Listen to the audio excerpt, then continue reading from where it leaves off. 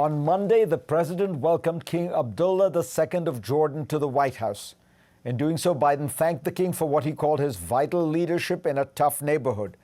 Jordan shares land borders with Israel and the West Bank, Syria, Iraq, and Saudi Arabia. The king has long been a staunch supporter of the two-state solution, and the White House says President Biden reaffirmed his own support for it during their meeting. I had the pleasure of sitting down with King Abdullah in Washington on Friday for a wide-ranging exclusive. Your Majesty, welcome. Thank you, Farid. I have to ask you about first, what seems the most startling thing looking at your part of the world, which is the new government in Israel. Prime Minister Netanyahu and you had a good relationship, but a tough one. The new Prime Minister, however, is somebody, Naftali Bennett, who says explicitly that he rules out the idea ever of a Palestinian state. In fact, he's talked about Israel annexing the West Bank. So how do you look at that new government, and where do you think the prospects for peace are? Well, again, Farid, we've known each other long enough to know that we always look at the glass half full. And coming to the United States as I think the first leader from that part of the world, it was important to unify messaging, because there's a lot of challenges, as you will know, and we'll probably get into. So it was important for me not only to meet with the Palestinian leadership after a war, which I did with Abu Mazen. I met the Prime Minister, I met General Gantz, because we really have to get people back to the table. So under that umbrella of how do we get Israelis and Palestinians to talk, maybe understanding that the challenge is that this government may not be the most ideal government to, in my view, a two-state solution, which I think is the only solution. How can we build the differences between Jordan and Israel, because it has not been good. But more importantly, from my view, is getting the Israelis and Palestinians engaging again. And I came out of those meetings feeling very encouraged. And I think we've seen in the past couple of weeks not only better understanding between Israel and Jordan, but the voices coming out of both Israel and Palestine that we need to move forward and reset that relationship.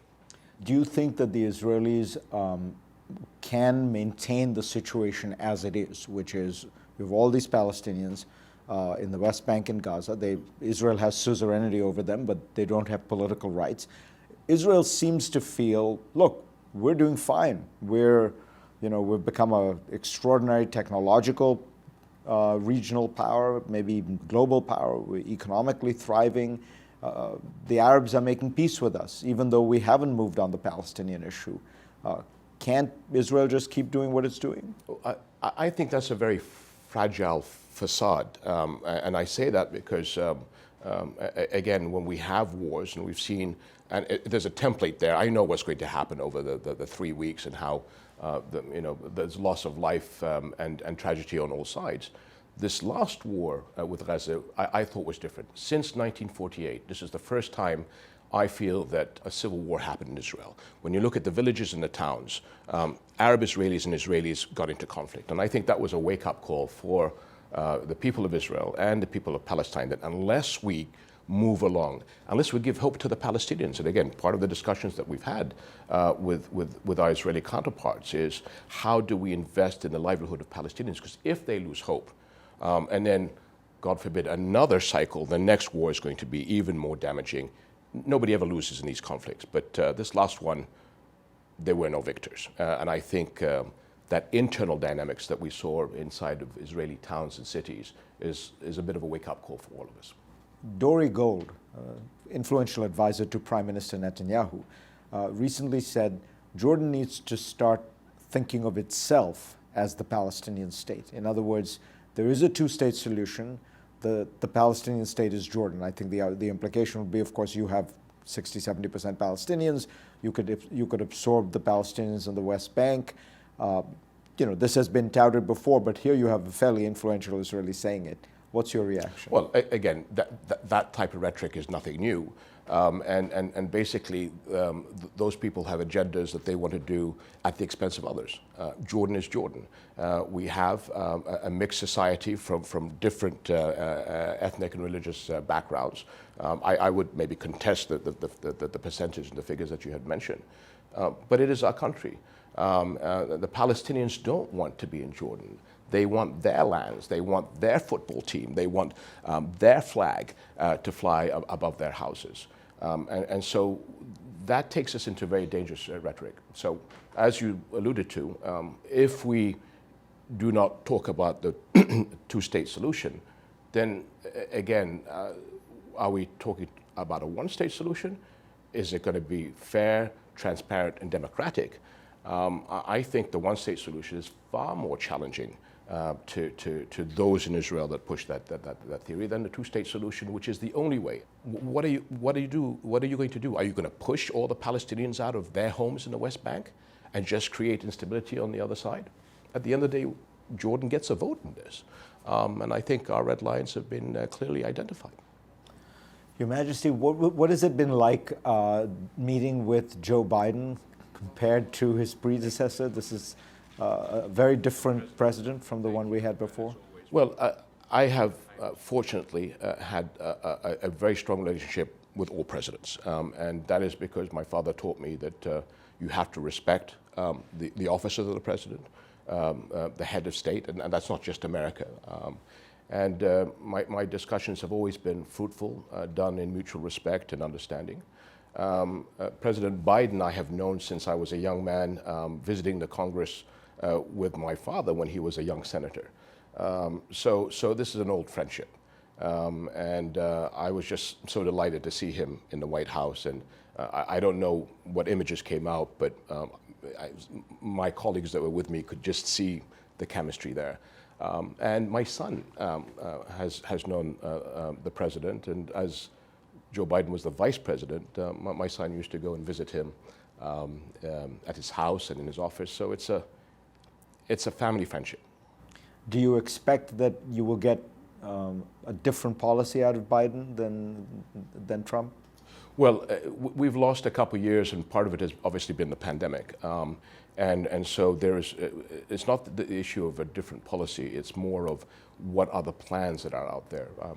I mentioned Syria, but also when we look at Lebanon, the crisis there, the people are suffering, starvation is just around the corner, the hospitals are not working, and a lot of discussions we've had here, and I know the Americans are working with the French, when the bottom does fall out, and it will happen in weeks, what can we do as the international community to step in?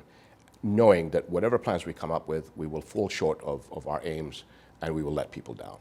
So I think it's, can we build plans to sort of move the region into the right direction? Let me ask you about stability in Jordan itself, because your country is often seen as a kind of island of stability in a very rough neighborhood. You've recently had what looked to the outside world like an attempted coup. What happened there, and what do you see as the prospects for any instability in the future? Right. Well, again, you know, when we look at crises all over the world, and I think in this day and age, we tend to look at crises as a snapshot, without really understanding the journey that actually, for example, Jordan has undertaken over the past several years. Regional instability, wars, refugees, COVID. And we've had to look at many characters that tend to use people's frustrations and legitimate concerns of challenges that they have in making their lives better to really push on their own agendas and ambitions. What I think made this so sad that one of the people was my brother, who did it in such an amateurish and really disappointing way. From our point, the intelligence services, as they always do, gather information, and it got to a point where they had legitimate concerns that certain individuals were trying to push my brother's ambitions for their own agendas, and decided, quite rightly, to nip it in the bud, and quietly. If it hadn't been for the irresponsible manner of secretly taping conversations with officials from Jordan or leaking videos, you and I wouldn't be having this conversation. And I believe that, you know, I'm really proud when members of our family are successful, when they can reach out to society. Now, in this particular case, if somebody has certain ambitions, I can only do so much for them. But I believe from a human point of view, it comes down to sincerity at the end of the day. It's very easy to use people's grievances for personal agendas. But are you sincere in what you're trying to do for your people? And at the end of the day, we all have a responsibility to be able to come up with solutions for the people. And this is not just Jordan-centric. Many royal families around the world have these challenges. If you're a member of the royal family, you have privileges. You need to respect those privileges, but also there are restrictions. The politics at the end of the day is the purview of the monarch. And so it's just unfortunate, unnecessary, and just created problems that we could have avoided. One of the people who was part of it was very close to the Crown Prince of Saudi Arabia. Do you believe there was a Saudi hand in this? This is being looked at as a domestic issue.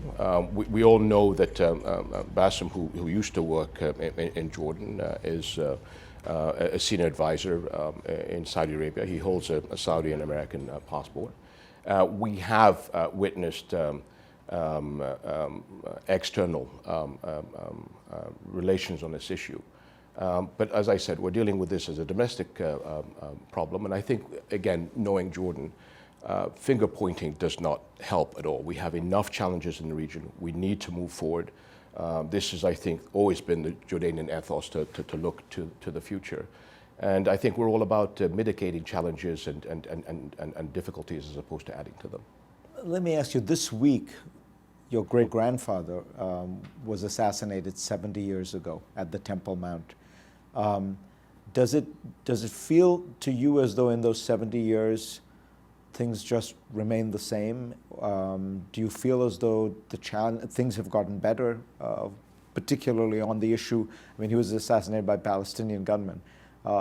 It feels like things haven't moved that far forward. Well, we're celebrating our centennial, and if you look at the history of our country with all the shocks and most of them external,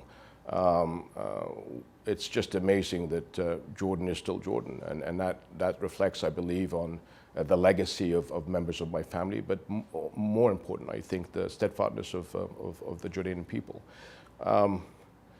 We do live in a difficult neighborhood.